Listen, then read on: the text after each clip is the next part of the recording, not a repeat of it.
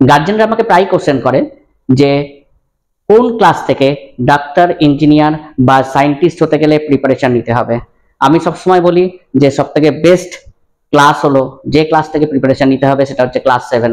কারণ class 7 to 9 এই পর্যন্ত পড়াশোনার চাপ অনেকটাই কম থাকে এবং ফিজিক্স অত্যন্ত কম থাকে, খুব অল্প চ্যাপ্টার ওয়াইজ থাকে, কিছু কনসেপ্ট থাকে এবং কিছু অল্প অল্প নিউমেরিক্যালস থাকে।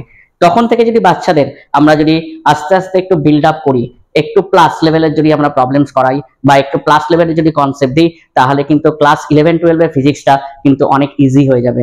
As well as chemistry and ম্যাথসও আমাদের কিন্তু প্রিপারেশন করা দরকার। তবে ম্যাক্সিমাম কিন্তু বাচ্চারা গিয়ে যেটা প্রবলেমে পড়ে ক্লাস 11-এ গিয়ে, সেটা হচ্ছে ফিজিক্স। কারণ ফিজিক্সের ক্ষেত্রে আমাদের ম্যাথসের যেমন কনসেপ্ট ক্লিয়ার চাই, অ্যাজ ওয়েল অ্যাজ কিন্তু আমাদের ফিজিক্সেরও বেসিক কনসেপ্ট অনেক ক্লিয়ার চাই।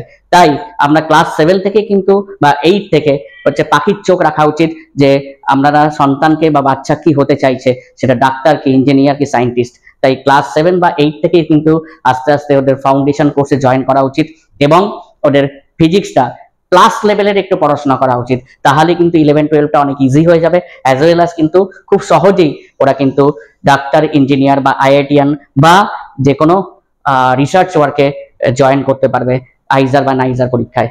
Thank you.